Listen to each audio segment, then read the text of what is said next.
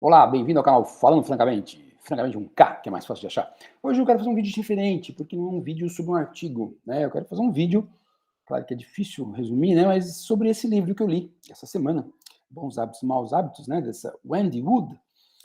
Porque todos nós profissionais de saúde, de certa forma, estamos sempre preocupados aí com mudança de hábitos, né? Todo mundo sabe que exercício é bom para a saúde, mas pouca gente faz. Todo mundo sabe que uma boa alimentação é boa para o exercício, pouca gente faz. Muita gente sabe que sexo seguro é bom, pouca gente faz, e cigarro, enfim, né?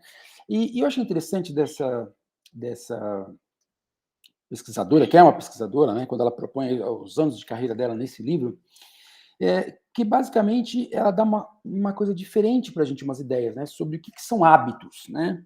Então, por exemplo, aqui, né, um exemplo de como é o livro dela, na parte um de alguns capítulos, né? Cada um desses é um capítulo, né? Ela vai comentar com a gente que o hábito não é exatamente o que imagina, na verdade é um padrão inconsciente de pensamentos, né? Então não adianta você, não inconsciente como aquela ideia do Freud, né? Que são aquelas coisas que ficam lá que a gente não, que são do passado, que são coisas que a gente for formando na infância, repressões, não isso, mas que em termos de fisiologia basicamente seria aquela ideia que a minha mente cria hábitos, né, à medida que eles são padrões repetidos, para facilitar que você não tenha que ficar tomando decisão toda vez para fazer as coisas. Então você começa a atuar de forma automatizada. Então, um exemplo clássico é aquela coisa: vou aprender a dirigir, eu tenho que ter todo um esforço inicial para aprender a dirigir. Depois que eu aprendi a dirigir, eu falo dirigindo, né, falo no celular, dirijo com o pé, falo besteira, olho para o lado, porque aquelas tarefas iniciais, né, de comandar o carro propriamente dito, já ficaram automáticas. E ela, por incrível que pareça, ela conta que os hábitos são assim. Então, né, persistência desse primeiro capítulo, depois ela fala de profundezas interiores, apresentando o seu segundo eu, e segundo eu são os hábitos. E ela comenta, por exemplo, nesse capítulo aí, conhecimento. Será que tem conhecimento de alguma coisa que funciona? Será que ter autocontrole de alguma coisa funciona?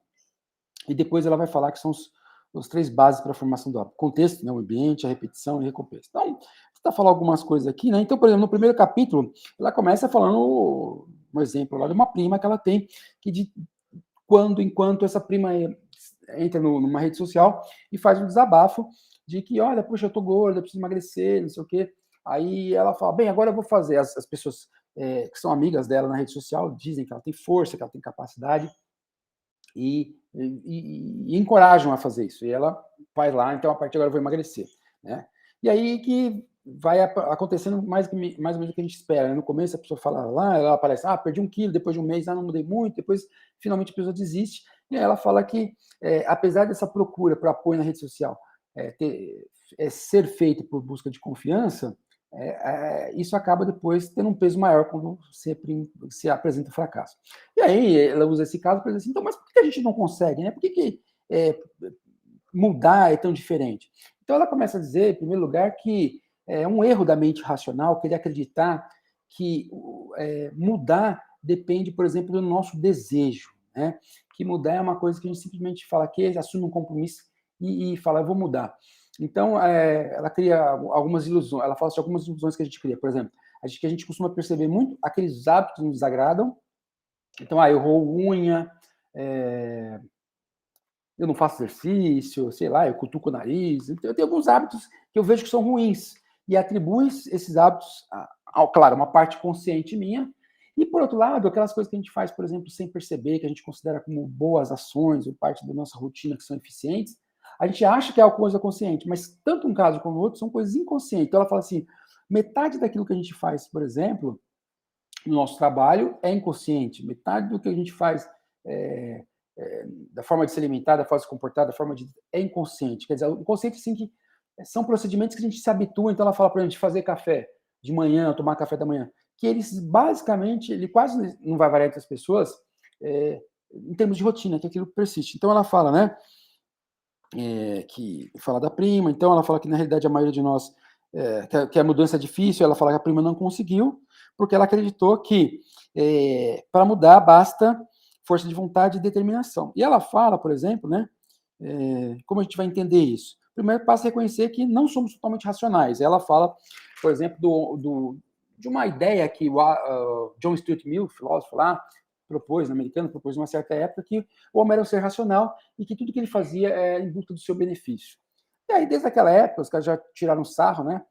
na época falava, chamado de homem econômicos, porque o senso comum já mostrava que nós somos irracionais. De certa forma, a própria economia hoje percebe que que não é eu não vou comprar tal coisa, e você compra. Então, hoje, por exemplo, uma área que não existia há muitos anos atrás, a psicologia do consumidor, né? Como nós tomamos medidas, decisões irracionais na hora de compra, compramos coisas que não precisamos, enfim. Então, ela começa a falar que a gente tem que perceber que não é tão racional, né? Então, essa hipótese da força de vontade, ela deriva um erro, né? Que é achar que a mudança e a atitude é a mudança mais importante para que a mudança ocorra. Então, ela diz, um erro importante é achar que decidir por mudar é a coisa mais importante para que a mudança ocorra, e não é. Tá? Não é. E aqui a nossa mente é muito facetada e tem esses vários aspectos aí.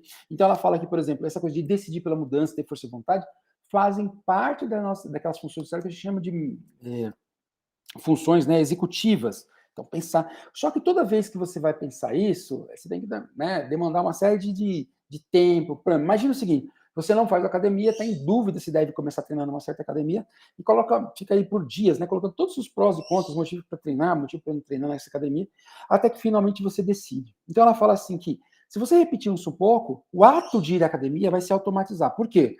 Porque já imaginou que todo dia que você fosse na academia novamente, você tivesse que relembrar todo o processo de pensamento, né? Prós e contras, todo aquele processo inicial que te levou à conclusão de ir para a academia. Então ela fala que isso não acontece, que a partir do momento que a gente começa a repetir o ato, a gente começa a ir à academia sem perceber, não fica mais difícil acordar cedo, aquela hora, para fazer a coisa. Então, inclusive, uma coisa que ela fala que é muito importante para sedimentar hábitos são os horários. Começa a fazer as coisas no mesmo horário, depois de um certo tempo automatiza. Então, para a gente falar um pouco rápido disso.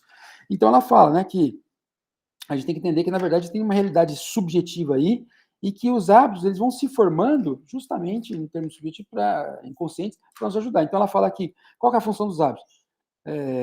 Ela fala, né? O que poderia ser melhor para realizar qualquer coisa a longo prazo? Ignorarmos as dúvidas e começar a trabalhar. É o que os hábitos fazem. Então, a partir do momento que você decidiu uma coisa boa ou uma coisa ruim e começa a repetir, a sua mente passa aquilo de uma forma automática. Inclusive, ela cita estudos que ela fez, outros fizeram, com ressonância magnética funcional, que vai ver o consumo de oxigênio em regiões do cérebro, e ela mostra que, por exemplo, em várias tarefas de aprendizado, né, quando as pessoas estão nessas tarefas de aprendizado inicial, áreas, né, como o córtex pré-frontal, hipocampo, da memória, elas começam a trabalhar muito intensamente. Mas que depois de um certo tempo, ou seja, que a pessoa já vai se acostumar, alguns dias, algumas semanas, que as pessoas estão acostumadas com essa tarefa, eles percebem que quando eles vão repetir a ressonância magnética funcional, que as áreas do cérebro que são acionadas para fazer aquela mesma tarefa, que antes usava o córtex pré-frontal e o hipocampo, já vão para outras regiões. Regiões que estão ligadas ao automatismo. Então é como se o negócio se tornasse inconsciente, né? Então, não naquele, de novo, não naquele consciente freudiano, mas no inconsciente no sentido de você não precisar ficar processando, gastar unidades de processamento com aquilo, tá? Então ela fala que o hábito é um maquinário inconsequente que pode, né, orientar, ser orientado com sinais de sugestão na mente inconsciente, né? No geral, os hábitos continuam a funcionar naturalmente, independente da nossa vontade, tá? Então, ela comentando isso, né? Que os hábitos sempre foram mistérios, que a gente acabou tendo uma visão errada da consciência deles, né? E ela fala, ó, o objetivo do livro é que, se nós soubermos como os hábitos funcionam, nós podemos criar pontos de contato entre eles e os nossos objetivos, por exemplo, mudança de comportamento, para sincronizá-los de forma vantajosa, né? Então, aí ela começa a falar dessa função executiva no primeiro capítulo, que eu falei agora, né? A função executiva, tomada de decisão e força de vontade, funciona para coisas pontuais. Por exemplo, se matricular numa academia ou ir tomar uma vacina da gripe, por exemplo. Aí funciona, porque você decide e vai. Mas se você decide, por exemplo, reciclar o lixo, começar a ir para o trabalho de bicicleta ou caminhando em vez de usar o carro, porque você acredita que isso é melhor para a sua saúde, para o meio ambiente, isso não funciona simplesmente por tomar a decisão. Isso vai funcionar a partir do momento que você crie condições no ambiente e passe efetivamente a repetir a ida de ônibus, de bicicleta ou a pé para o trabalho. Enquanto você não repetir por algum tempo, isso não vai se automatizar. Tá? Então, aí ela vai falando isso, né? Vamos ver do capítulo 1 ainda. Então, ela fala isso, né? Então, quando você toma uma decisão e tem força de vontade, a coisa começa a ir bem, mas na hora que você estiver um pouco cansado, né? Na hora que os seus desejos por aquilo, né? O desejo em relação ao apetite. Então, eu estou me privando, por exemplo, de fazer tal coisa porque eu quero um novo comportamento. eu quero ir de carro, não quero mais ir andando, estou cansado. A hora que os desejos fossem acumulando, minha vontade de carro começa a aumentar muito, e a minha motivação estiver aí baixo, o eu pensante meio que desliga e o inconsciente volta, e o hábito tende a voltar, seriam as recaídas, né? E aí o que ela vai falar nesse capítulo 2, aí, as profundezas interiores, né? Ela vai falar da dificuldade de estudar os hábitos. Então, que eles começaram a estudar os hábitos a partir do momento que eles desenvolveram uma técnica, ela viu de uma técnica chamada amostragem por experiência. Basicamente, é você relatar o seu pensamento quando você faz uma ação. Então, eles davam relógios, né, para as pessoas, hoje pode ser feito com o celular, e de tempos em tempos, isso é pré-programado, isso toca. E aí isso toca e a pessoa relatava o que estava fazendo e o que estava pensando enquanto estava fazendo tal coisa. E aí eles começaram a perceber que o que eles chamavam de hábito, que eles queriam definir o que é hábito, acontecia, por exemplo, assim, eu estou passando roupa, eu estou cozinhando. Quer dizer, se eu estou cozinhando e estou colocando tempero, isso não é um hábito, né? Ainda que eu tenha hábito de fazer isso todo dia, mas como ela tinha a ideia do hábito conceito, ela começou a perceber assim, o cara está cozinhando, está passando roupa, e ele de repente fala, pô, o programa do Faustão vai começar daqui a pouco. Quer dizer, o que tem a ver? Nada. Então, esse despertar, talvez explorar alguma outra coisa do ambiente despertou para um programa que você está acostumado a assistir. Então, ela começa a falar dessas técnicas de estudar isso, né? Então, e ela começou a ver, por exemplo, estudos do comportamento de alunos né, sobre hábitos, do Texas, por exemplo, e ela viu que, pelo menos naquela época, 40% das rotinas que os estudantes tinham, nos momentos que eles falavam sobre a questão falando, era automático, era coisa que eles não pensavam para fazer, né? Então, ela fala que, começa a falar, então... e aí depois ela fez um outro estudo com essa base e mostrou que 60% das pessoas, quando faziam algo, não pensavam naquele algo, estavam fazendo no automático, né? Então, ela vai falando isso no capítulo 2.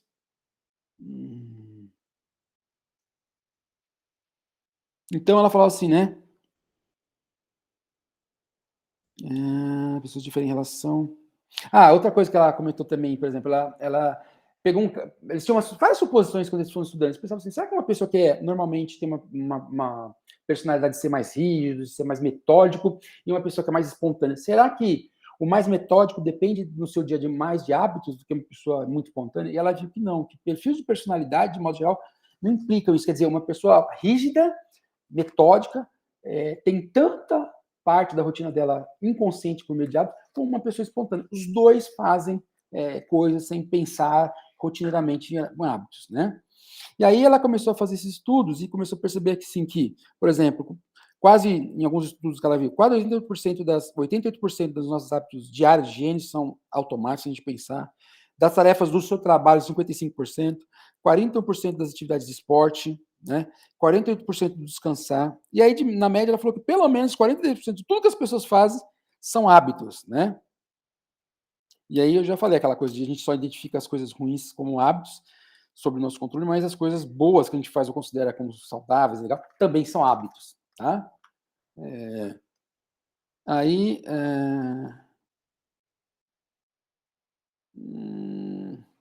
E aí ela fala, por exemplo, né, dos lados bons e ruins do hábito. Então ela fala assim, o hábito é uma coisa boa, no sentido que economiza, mas assim, tem um preço a pagar, né? Ela comenta isso nesse capítulo.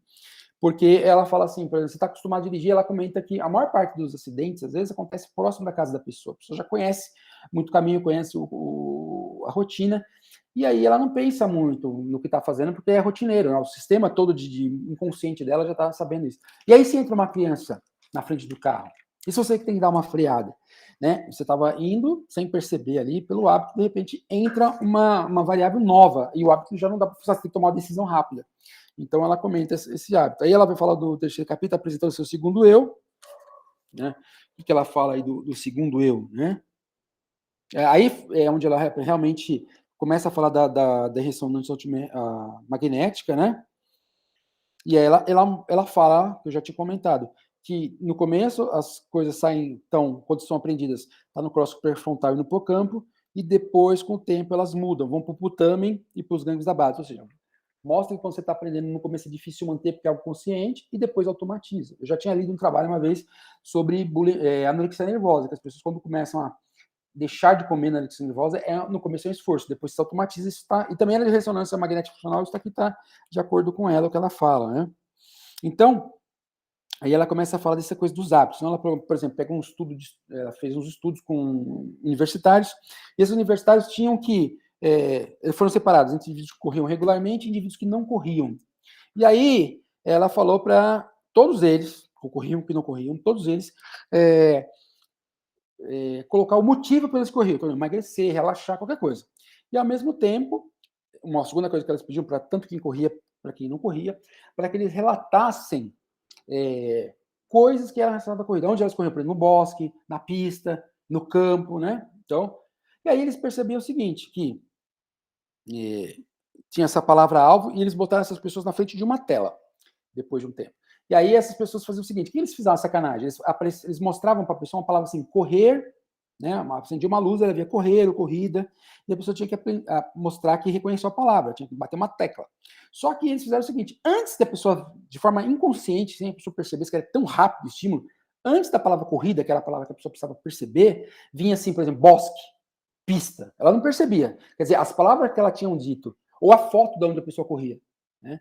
Então, ou a foto do lugar que a pessoa corria, ou a palavra que representava o lugar que a pessoa corria, elas perceberam o quê? Que quando aparecia essa palavra inconsciente, que a pessoa não conseguia ver a palavra, aparecia muito rápido, e a pessoa apertava depois quando via a corrida, o tempo de reconhecimento para ver a segunda palavra, que era a palavra que a pessoa tinha consciência, era mais rápido. Nos corredores habituais. Quando você pegava aqueles indivíduos que corriam não corriam regularmente, corriam de vez em quando, que automaticamente, eu quero correr, você colocar a palavra pista, bosque, uma foto de floresta, onde ela corria e tal, rápido, não alterava o tempo de reação dela. Agora, olha o que curioso. Quando você volta para os indivíduos que corriam regularmente e mostrasse muito rápido a palavra assim, por exemplo, relaxar, emagrecimento, ou seja, aquelas palavras que eram os objetivos, não alterava o tempo de reação delas, de reconhecimento da palavra corrida, que vinha depois. Quando você mostrava o objetivo, ou seja, relaxar, emagrecer, para o corredor que não era habitual, que não tinha o hábito de correr, que tinha que decidir conscientemente correr, quando você colocava essa palavra muito rápido, emagrecimento, ele apertava mais rápido. Então, moral do estudo é que, depois de um tempo, o motivo pelo qual você faz a coisa, ou seja, depois de um tempo, o motivo pelo qual você cria o hábito já não importa mais. Só importa um fator que desencadeia o hábito, ou seja, o estímulo e o hábito. O estímulo e o hábito. Então, alguma coisa no ambiente vai ter o hábito. Mas o motivo inicial que criou, então, assim, eu comecei a correr para emagrecer, não importa para quem faz exercício depois que vira um hábito. O que vai te despertar é aquele ambiente, aquele horário. Então, mostrando isso, né, que como às vezes a gente, sem perceber, tem alguma coisa que leva a repetir uma coisa, tem um hábito que seria, vamos dizer, bom ou ruim, mas que depois ele vai se repete e não tem mais a necessidade de desencadear, não precisa mais não preciso mais lembrar, por isso que é um hábito, não preciso lembrar, eu comecei a correr porque quero emagrecer, não tem mais isso, automatizou. E aí ele fala, né, tá cumprido, eu vou falar já essa coisa de conhecimento. Basicamente, nesse capítulo de conhecimento, ela fala de uma campanha que começou em 1988 nos Estados Unidos, porque tinha um secretário da Educação da Califórnia, e esse indivíduo já estava bem atento aí às questões de exercício e câncer, né? E que comer frutas era importante. Então, esse cara fez um convênio com os agricultores lá da Flórida, da Califórnia, e para que as pessoas da Califórnia, dos Estados Unidos de modo geral, começassem a comer mais frutas, pelo menos 5 frutas por dia, né? 5 porções de frutas por dia. E aí, naquela época, quando começou em 1988 para 94, 8%, presta atenção nisso, 8% dos americanos, né, 11% dos americanos sabiam dessa informação, sem a campanha, de que comer 5 frutas por dia era bom para a saúde. Aí, depois de uma década, então, inicialmente começou a campanha, 11% sabiam que comer 5 frutas era importante, né? 8% sabia que comer fruta é importante. 10 anos depois, com uma campanha maciça de propaganda sobre importância de comer frutas e tal, 39% das pessoas entrevistadas sabiam já de que comer 5 frutas por dia era importante. Então, ou seja, saiu de 8%, né? E 10 anos depois passou para 41% o conhecimento. Agora, quando se começou a campanha, por isso dos 8%, quando começou a campanha na década lá final da década de 80, 88 para 94, começo da década de 90, 11% das pessoas comiam as 5 porções de fruta. Depois de 10 anos, 11% das pessoas comiam as 10, ou seja, né, em 10 anos, devido à informação, devido à consciência, aumentou de 8% a consciência, o conhecimento que era importante comer 5 frutas, para praticamente 40%. Só que o fato disso ter sido feito numa década, gastado milhões de dólares em recursos, propaganda para tudo quanto é lado, o número de comedores, vamos dizer assim, de 5 frutas ou mais por dia, continua em 11%. Então, Aí ela quer dizer o quê? Que saber de algo, isso é muito importante para nós que somos profissionais de saúde, que saber de algo não quer dizer que você vai colocar esse algo em prática. Então tem que ter mecanismos, que ela vai mostrar na segunda parte do livro, que é o contexto, a repetição, etc., que levam a gente a mudar. E essa coisa do autocontrole também, né? Porque geralmente, como a gente falou, né? A prima dela lá, como todos nós, quando decidimos fazer uma mudança, a gente quer ir na força, né? Ir no braço, como se diz o termo bíblico, né? Quer dizer, é força de vontade e a decisão. E aí ela mostra um experimento que ela fala que é um dos experimentos mais famosos da psicologia e um dos mais mal compreendidos, que é um experimento lá onde eles pegavam crianças norte-americanas de 4 anos e colocavam marshmallow para elas. Aí o pesquisador falava assim, olha, se você esperar 15, deixava o pratinho com marshmallow. Se você esperar 15 minutos, eu vou sair fazer uma coisa, esperar 15 minutos eu volto, sem comer o marshmallow em 15 minutos, eu vou te dar um segundo marshmallow. E aí fala que 75% das crianças não resistem, comiam marshmallow. Né? E aí eles ficaram muito curiosos, né? Por que o que aconteceu? Que uma parte das crianças não comeu marshmallow, isso chamou atenção na mídia. E pior, depois de vários anos, essas crianças participantes do estudo foram identificadas tanto na adolescência como na idade adulta e viram que aqueles que resistiam, aqueles 25% que resistiram, eles tinham um IMC menor, tinham menos obesidade, muitas vezes tinham uma situação financeira melhor. Então, criou-se o mito que as pessoas que são mais autocontroladas, né, as pessoas que são melhor, são mais disciplinadas, são justamente as que têm sucesso. Então, os pais começaram a fazer isso, né, testar as crianças, para ver se a criança conseguia se conter e tal. E ela fala que a grande bobeira do estudo, que besteira da má interpretação nossa como população, é que a gente não entendeu que parte das crianças, né, por exemplo, essas crianças aí que no estudo tinha parte do design de estudo, onde o marshmallow ficava de frente da criança e o marshmallow ficava no quarto que a criança estava, mas não de frente para ela, não ficava na cara dela. E ela descobriu que praticamente todas as crianças, né, as pessoas não perceberam, mas o estudo relatava já, que todas as crianças que não consumiam marshmallow em 15 minutos, se ganhavam o segundo, eram aquelas que se distraíam, faziam coisas, não porque elas pensavam, não vou pensar no marshmallow, mas que o marshmallow não estava na frente dela. O marshmallow estava ali do lado, ela conseguia se distrair com outra coisa e não comia o marshmallow. Então ela usa esse capítulo basicamente para falar desse mito, esse mito do autocontrole, né? Então, repara que nesse capítulo aqui do conhecimento, ela falou das frutas. Então, entre esse capítulo aqui, então ela começa a falar agora, tá bom, você já sabe que o hábito é uma coisa automatizada, tanto para o bem, para o mal. Não adianta decidir, não adianta tomar força de vontade, você precisa que isso seja repetido para se automatizar. E que só a decisão consciente e a força de vontade, que também é consciente, não basta. Por quê? Porque a tendência do seu sistema nervoso é pegar as rotinas que são repetidas e torná-las mais inconscientes para que você repita sempre isso e sobreviva de uma forma mais feliz, sei lá, mais eficiente. E então você não vai conseguir, se você ficar, hoje eu vou fazer isso, não vai criar um hábito e você provavelmente vai falhar. Então ela cria a ideia do contexto. Então, acabei de falar das frutas. Olha o que ela fala. Uma outra situação, que a última vez que apareceu uma propaganda de cigarro na TV norte-americana foi em 1970, o ano que eu nasci, olha como eu sou velho, né? Que o presidente Nixon, ele fez uma lei, né? Ele assinou uma lei lá, que era proibido propaganda de cigarro na TV americana. Então, ele fala, ela dando os números, que naquela época, né, até os anos 70, era muito comum o cigarro nos Estados Unidos. Então, quando você olha, até cita, né, quando você olha aquela série Mad Max, né, aquelas... Mad Max? Não é série. Mad Men, né, aquela série Mad Men, que todo mundo fumava, né? E a gente sabe toda a história que tem de cigarro, fumar, a sensualidade, aquela coisa.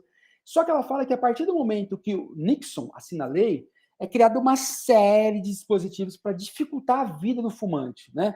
O cigarro é mais caro. Se você entrasse numa loja, não sei o quê, e começasse a fumar, você tomava multa. Então ela fala que no começo as pessoas entravam, isso também na Inglaterra também, né? Por exemplo, no pub da Inglaterra, acendia o cigarro e já guardava, falava, esqueci. Ou então o próprio dono do pub falava, não pode mais. Então que no começo, o hábito, né, de acender o cigarro junto lá da bebida, ou na loja, ou no ambiente que era proibido, persistia. Mas que a restrição começou a ficar tão grande, né, no sentido que não pode mais, a pessoa tinha que sair, começou a sobretaxar o cigarro, metade do cigarro era quase, né, era restrição. Para comprar, tinha que esperar entrar no balcão lá, pedir para a pessoa, o cigarro não estava no meu alcance. Então, aí, ela quer citar assim, se você quer mudar, por exemplo, você precisa criar um contexto. Então, ela fala, por exemplo, de um experimento onde eles separaram estudantes universitários e eles, estudantes universitários, tinham que criar um hábito que eles quisessem. Começar a correr, começar a caminhar à noite,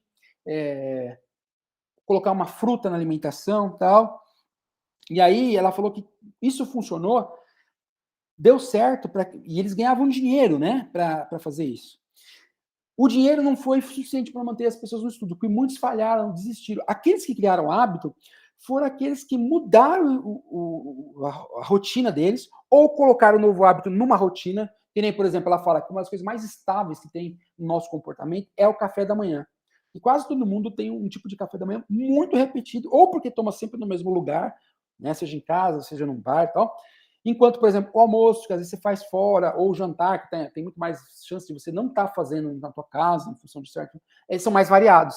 Então, você pega o contexto, o estudante desse estudo aí, que colocou uma refeição, por exemplo, quero caminhar, né, à noite, caminhar depois do serviço. Ela fala que alguns estudantes pegavam e começavam a levar o cachorro para passear, assim que chegava do serviço, da escola, levava o cachorro para passear, porque ele precisava levar em algum momento. Isso criou uma rotina dele caminhar, porque o objetivo do estudo dele era caminhar. Então, com as pessoas que foram mudando as suas rotinas, né, ou encaixando o novo desejo na rotina, ou mudando o próprio ambiente para criar uma nova rotina, esses conseguiram. E aí ela fez um estudo muito legal, que tinha uma escala de automaticidade, que é de 0 a 42 pontos. No começo, as pessoas marcavam 3, dizendo assim, poxa, para caminhar hoje eu tive que pensar 3, né? Não tá eu tenho que estar usando muito processamento para cumprir, força de vontade, né? Decisão, né? Para cumprir a tarefa. Enquanto que depois que foram passando um tempo, as pessoas marcavam o próximo 42, ficou automático. E aí ela fala, por exemplo, né? Justamente aquele mito que veio de um cara dos anos 60, né? Um cara dos anos 60, que era um guru da autoajuda, ela até fala do guru da autoajuda, e que isso aí criou aquela ideia de que esse guru da autoajuda criou essa ideia que são precisos, por exemplo, 21 dias para que você crie um novo hábito, né?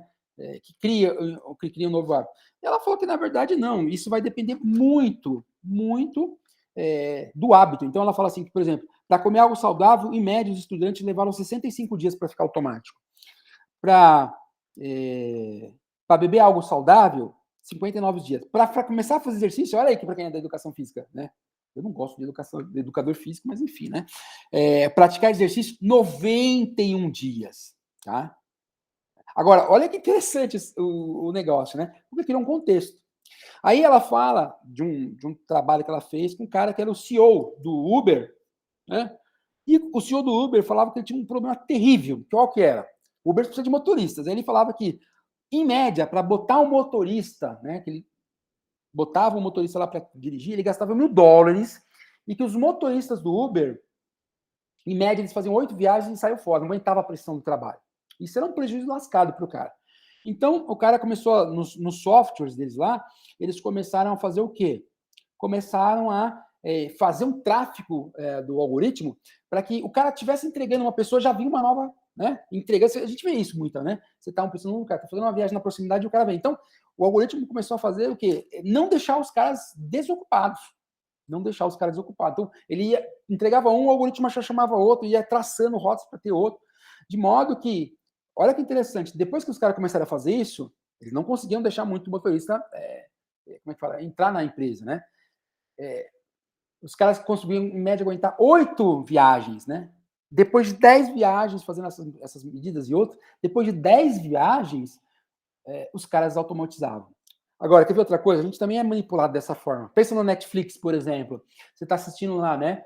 Outro dia, eu não sou muito de assistir série, eu não gosto. Não é que eu não gosto, mas não tenho tempo. Eu sou muito mais de ler do que assistir filme. Mas às vezes eu assisto alguma coisa. Teve outro dia, não sei o que foi, que uma série que meus moleques estavam assistindo de super-herói, eu sentei com eles lá e me empolguei com a série, né? Tinha uns 10 capítulos. E eu não percebi, mas depois quando eu li o livro, eu percebi que aquela coisa. Você pode ver que acaba um episódio da série e você não precisa mais apertar para ouvir o próximo. Ela já não rola, já entra automático. Por que entra automático? Porque ele quer poupar. Não, para você ficar lá e criar repetição. Né? São várias coisas. Outra coisa, o próprio Uber, ela fala também do Uber nisso. Hoje em dia você pode ver, o Uber, a única coisa que ele pede para você é onde você está. Não, para onde você vai, que ele não consegue adivinhar ainda, né? Mas, de modo geral, ele já tenta adivinhar, porque os seus endereços mais comuns, ele já vai dando sugestão, você aparece primeiro. mas ele não consegue adivinhar naquele momento. Mas pode ver que ele já não te pede mais aonde você está, ele já te localiza. Ou seja, ele faz tudo praticamente fluir de maneira automática, né? Se você tem essas TVs aí mais novas, quando você aperta lá, aparecem várias opções, Netflix, Prime, um monte de coisa, né? YouTube, e geralmente ela dá a sugestão. O primeiro que aparece assim, destacando é, por exemplo, sei lá, se você costuma em tal horário assistir YouTube, ele vai sugerir isso. Então, são todas formas de criar uma ideia de um psicólogo chamado Kurt Lewin. Não conheço, já sabia, já tinha visto outras coisas, né? Esse Kurt Lewin é um cara, era um alemão, e na Primeira Guerra Mundial, esse indivíduo, ele foi um combatente, ele é um psicólogo, ele foi um combatente. Aí ele teve um insight durante a guerra de que o efeito que o ambiente tem nos nossos comportamentos, nas nossas ações. Então, um exemplo que ele dava no livro que eu li, uma vez ele falava assim, que ele estava na guerra e ele percebeu, por exemplo, que uma clareira, um lugar amplo de árvores, né, um descampado de árvores, num tempo de paz, é um lugar ideal para uma família falar assim, vamos fazer um piquenique aqui, maravilhoso. Só que durante a guerra que ele estava, ficar descampado era, né, pendurar era ser aquele patinho, né, de seu alvo de parquinho, você ia tomar um tiro. Então, ele saiu de lá e aí ele criou esse conceito, né, do ambiente vital ali, né, então, coisas do seu ambiente que facilitam a sua vida diminuem o que ele chamava, por exemplo, de atrito. Coisas do seu ambiente que aumentam a dificuldade, aumentam o atrito. Então, por exemplo, essas coisas do Netflix, do Uber, de facilitar tudo para você, diminuir o atrito para que um comportamento te afete, tá? Então, só para mostrar isso. Aí, então, ela vem com essa coisa, né? Ele fala mudança do contexto, aí ele fala da repetição, então, normalmente, para ter um outro, para fixar, então ela fala assim, que ela fala? Ela fala, ó, o contexto facilita o caminho, a repetição liga o motor, né? E aí, o último lá, a recompensa pelo esforço nesse caminho é o que garante que o hábito vai se fixar, né? Então, repara, não existe uma coisa de ser 21 dias, 10 dias, vai depender das forças do contexto. Então, se o ambiente, se o contexto no qual eu começo a tentar fazer alguma coisa, né? Então, por exemplo, uma situação que ela dá, uma coisa que é muito, muito interessante para a pessoa ser bem-sucedida é a ideia do horário que você vai, por exemplo, para a academia. Então, ela falava assim, foi feito estudo, né? Pessoas que iam na academia no mesmo horário, ia começar a treinar, versus pessoas que não tinham horário fixo. Aqueles que vão sempre no mesmo horário, muito mais rapidamente eles automatizam, e é muito mais provável que passar a se exercitar se torne um hábito para eles, né? Então, contexto, né? Você mudou o ambiente, horário, né? No caso aí, você colocou o horário, e isso facilita a repetição. E aí ela começa a falar, então, na recompensa, né? E por recompensa, ela fala que existe um hábito, etc. Né? Então, eu preciso de alguma coisa que o estímulo seja prazeroso, porque o organismo vai repetir aquilo que, né, o hábito ele tem a ideia de que fazer com que a nossa vida seja mais eficiente, e ele vai atrás de coisas que sejam mais prazerosas. Né? Então, ela cita, por exemplo, vários estudos que são engraçados, né? Ela pega, por exemplo, assim, punha na tela, sabe que você viu esse negocinho na tela?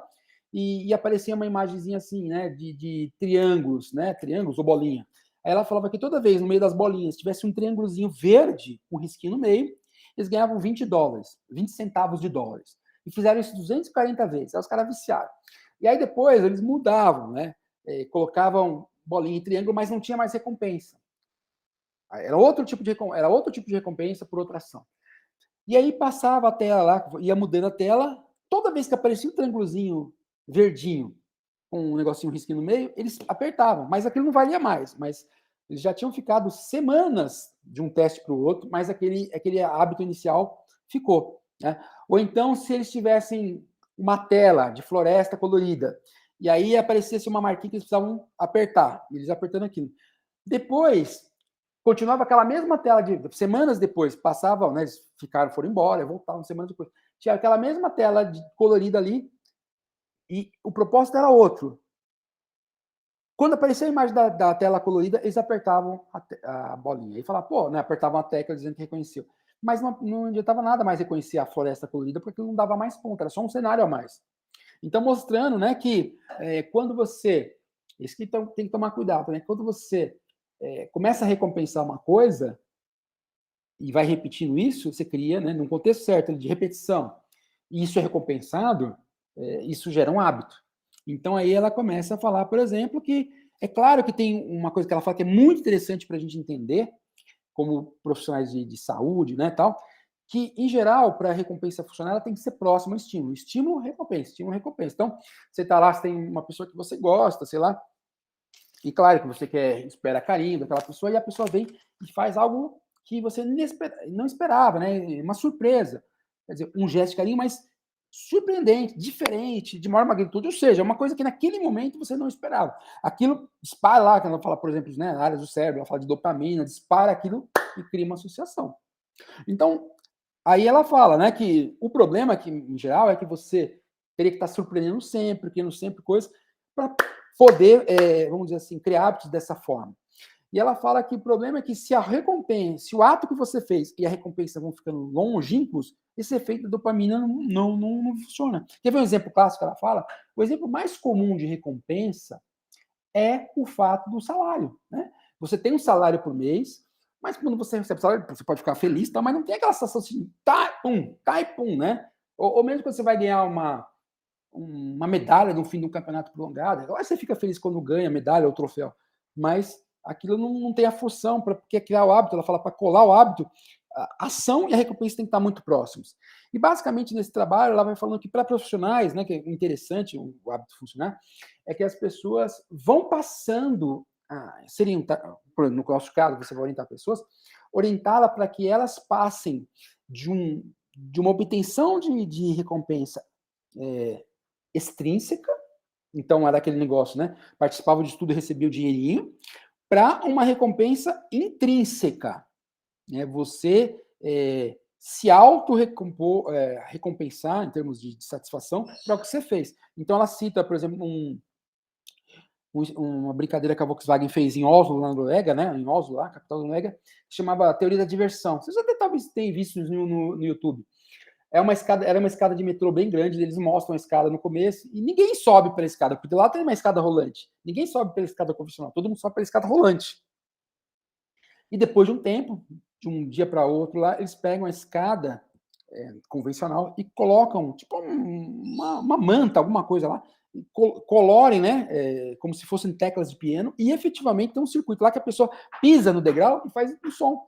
E aí, quando eu falei, você deve ter visto que isso uma época ficou famoso, que as pessoas ficam desesperadas para andar na escada convencional, porque elas querem fazer música, querem brincar. Então, a quantidade de pessoa que vai para a escada convencional em função dessa recompensa, qual que é a recompensa ali? É o ato imediato de você pisar e ouvir um som, e fazer um som. Né? Então, a pessoa começa a fazer o exercício, fazer aquela coisa, em função de uma recompensa, estímulo, recompensa muito rápido.